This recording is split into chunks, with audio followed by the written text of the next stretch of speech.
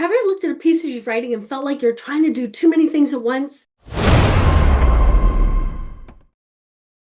One part is for beginners, the other one has a lot of depth.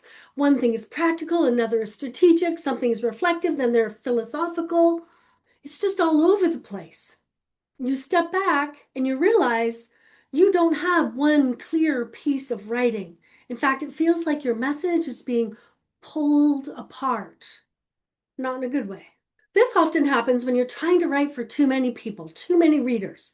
You want your clients to get it. You want your peers to get it. You want the younger generation to really feel it's like something they want to read. You want to get the older generation. You want the people who want the practical stuff. You want the people who are looking for strategic insights.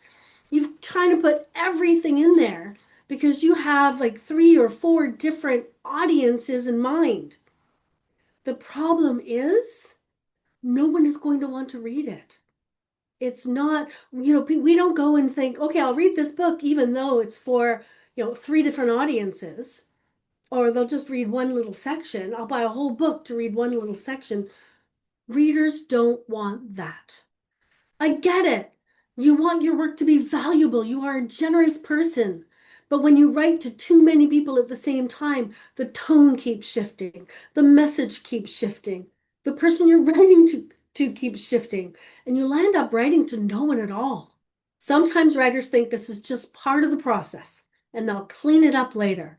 But later comes and they're still struggling to try to put it all into one concise piece of writing, and it just doesn't work. But the real underlying issue is that you are trying to connect with different people at the same time. Are you one of those people who have friends groups and maybe have like different friend groups and you don't usually have them all in the same room because they don't necessarily mesh, but you fit in? This is very much what this writer is trying to do.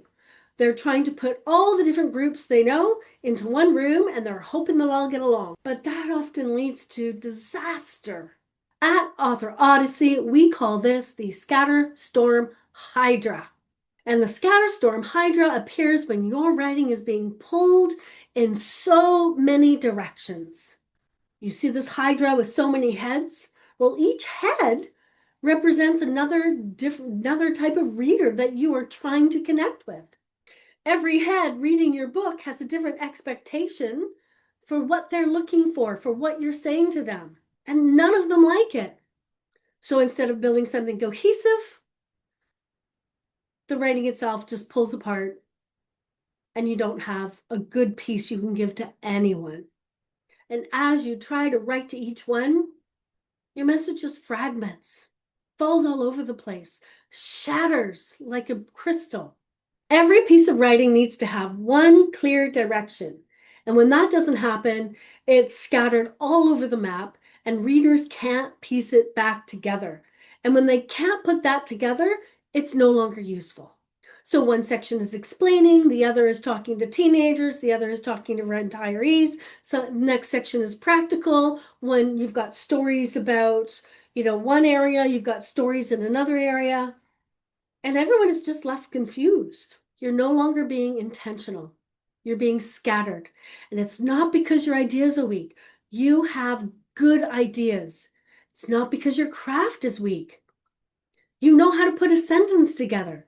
It's because you're trying to talk to too many readers with different needs, different desires, different dreams at the same time. A really great example of an author who understood the idea that he had several readers was Stephen Covey.